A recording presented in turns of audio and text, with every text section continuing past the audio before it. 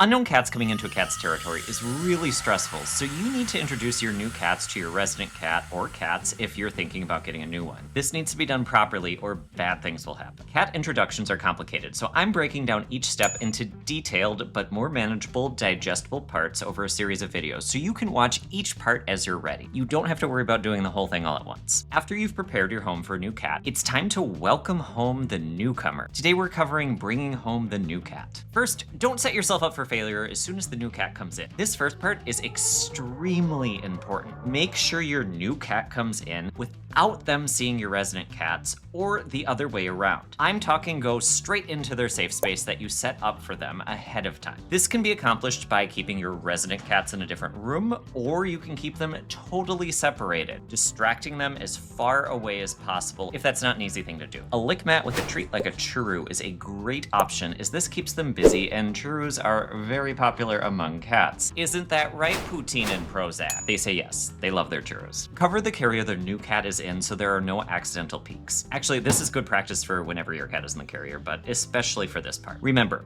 your new cat is currently a threat as far as your resident cats are concerned, and it doesn't matter if your resident cats tend to get along with other cats or historically have gotten along with other cats, and it also doesn't really matter how sweet the new cat is. They might seem very sweet to you, but that doesn't mean they'll like the new cat, or they might not like them right away. Think about it like this. Do you like every single person you meet? Think about the last time you went to a store. Likely you don't know the cashier, and they may have been perfectly nice, but how would you feel if they moved in with you? You probably wouldn't like that very much. They may smell weird, or worse, they may not like cats. What a freak. It's weird that we expect cats to just randomly get along with every other cat they meet. Another important detail. Do not set your cat down in their carrier and let the resident cat sniff them. Do not let your dog sniff them. Definitely do not let your children or partner or third grade teacher sniff them. Cats being trapped in a confined space can be scary as they're prey animals and may feel like there's a predator that is going to get them if something is out there sniffing at them. Contrary to the old school belief, this isn't actually a way to set up a positive association for the cat. To illustrate why this isn't a good idea, I'm going to use the magic of video editing to make myself really big and my voice really weird and loud, and I don't actually know how I'm gonna edit this, but it's gonna be a surprise for us all. Imagine me this size right outside your window. What a creep. Do you feel safe, or are you about to call in some sort of like monster slayer or some other professional that would take care of a Godzilla-sized person? Don't expect your cat to feel any differently, because you can't explain to them what is happening. Whereas if Giant Joey were outside your house, someone could explain to you that it's just some freakishly large professional cat weirdo straight to the same room for the new cat. When they arrive, open their carrier, but don't force them out. Let them come out on their own and let them hide if they want. Do not put them in the litter box, as you don't need to show them where that is. I don't know who started that rumor either, but it's unnecessary and stressful for the cat. Your cat isn't using the litter box, it's more likely because they're afraid, something medical is going on, or you didn't set up the litter box using a box or litter that they like. Either way, it's not because you didn't show them the litter box. Or let the new cat decompress in their new space. When Poutine first came home, he hid under my dresser for a full day and only came out when I was out of the room and I looked on my pet camera. That's not necessarily abnormal, as no matter what, this is a stressful event for the cats. Even if you do things correctly, you can really only minimize the stress. That doesn't mean it's bad, it just means that you have to have realistic expectations. Your goal now is to get the newcomer used to their new space and keep your resident cats happy. You do not want to let them see each other right away. I'm not giving you a timeline for this part because there really isn't one. I don't know if you're familiar with the 3-3-3 rule that people sometimes talk about that says something along the lines of it takes 3 days for a cat to settle in and 3 weeks to do something and 3 months to do something else. I don't remember exactly what it is. It doesn't really matter. It's not that accurate. Yeah, it's not the most harmful thing out there, but the reality is it varies hugely from cat to cat. So you're setting yourself up for failure if your expectations are that the cat is going to follow a particular timeline. It's better to focus on their behavior and see what your individual cat is doing and how their behavior may change. Look for your resident cats and the new cat being calm, playful, and displaying positive body language. The new cat should start to explore the new space and start bonding with you and choose to come out of hiding. Not coming out of hiding because you took away their places to hide. That's actually really rude and will make them more afraid and actually create more work for you. It uses something called flooding, which is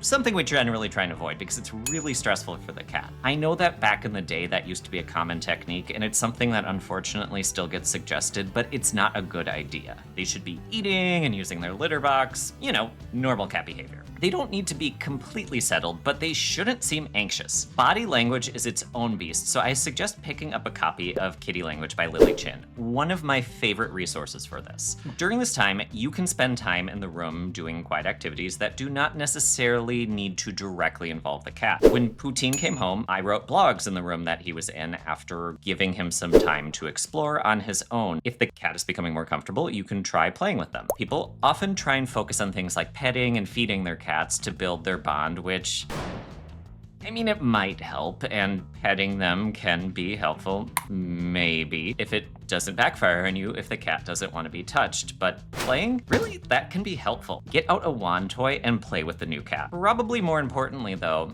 let them initiate contact. I know it's tempting to go in and pet them because they're probably really cute, but you're risking them biting or swiping at you, and you may end up making them more fearful. Let the cat initiate contact, and they'll warm up to you eventually. I know that it sounds weird to be like, oh, stop trying to get the cat to touch you or to have contact, and they'll start touching you more, but that's really what ends up tending to happen. If you've read about cat introductions elsewhere, you may be familiar with this next step, but I have a twist on it. As the new cat becomes comfortable, you can start the process of building a colony or a group scent between your cats. To do this, you want to swap scents by swapping bedding between the cats. You don't need to rub anything against them because there's actually a much lazier and kinder and more effective way of doing this. Wear long pants, which I know, I personally do not like wearing long pants, so that's kind of a big ask, but honestly, it creates less work for you. Let the cats rub against your legs and then walk between the rooms. Your cats will naturally leave their scents on your legs of your pants, and as long as the pants are cleanish, you're not getting anything weird or gross on them, you can leave them out for one of the cats to sniff, and then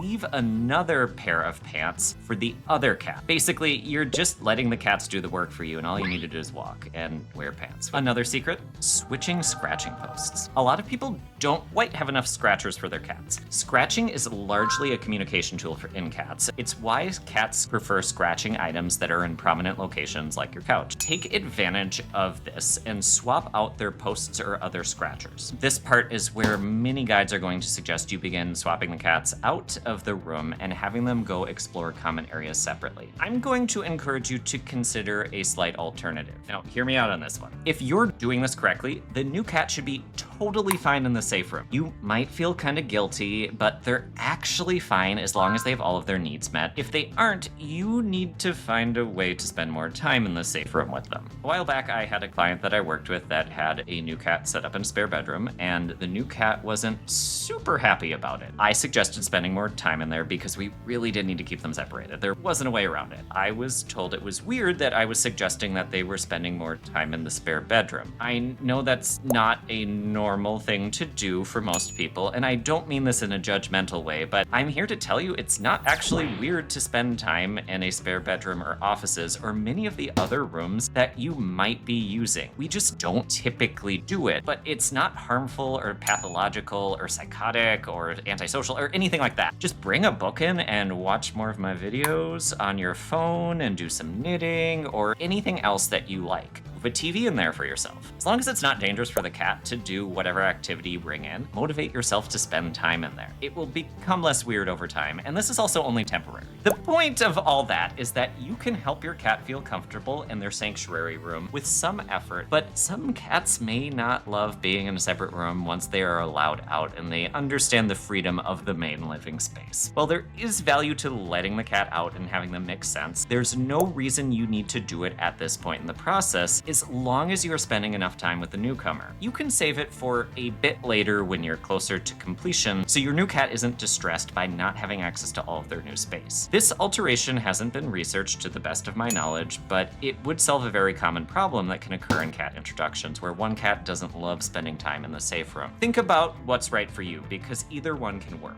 If you do decide to swap locations, because again, either option is acceptable, it's very important the new cat and your resident cats don't see each other during the swaps. If you find this challenging to do, especially if you're busier, it's better to skip doing this than to allow an accidental meeting between the cats, because that's how you end up as a client of mine trying to fix this. Okay, there are other ways that could happen, but basically that is one of the ways that I do tend to get clients. That may mean skipping it for a day here and there, or just not doing it. The ultimate goal is to get the cats integrated, and not having more setbacks in this process is more beneficial long term. Feel zero guilt about not doing this part if you can't. What you're looking for that you're ready to move on is that your cats are calm when swapping locations, and no cat seems super upset by the smell of the other cat. This part, again, may be something you can save for later, so regardless, you are looking for calm and happy cats. If that's the case, we can begin thinking about the visual meetings. Now, if you've looked for information on cat introductions online elsewhere, or you've watched other videos, you may be wondering, Joey,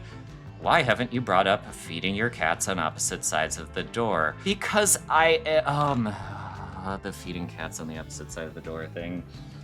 We need to talk about that. You shouldn't do it. I know everywhere suggests it, and actually, honestly, you really shouldn't even feed cats that like each other near each other in general, because feeding your cats near the door doesn't really do anything, and cats don't love eating near other cats. The only time I suggest feeding a cat near a doorway is if the cat is afraid of the door itself. And honestly, even then, it's to help them become less afraid of the actual door or room or hallway, not the other cat. It's very stressful for cats to eat near other cats. You'll notice that as you keep going through these videos, as we get further along, I don't suggest feeding your cats near each other or just tossing treats on the ground. My goodness, do not just toss treats to your cats near each other. Please, please, do a little bit more work. It will benefit you in the long run. And instead, have other things to do. The exception is if you're doing clicker training, and even then, the treats are only used to help the cats understand what to do, and the predictability and control the cats get from the training helps them feel better about there being treats around the other cat. It basically mitigates some of the downsides of feeding cats near each other, and they do more learning. That's something I'll get into a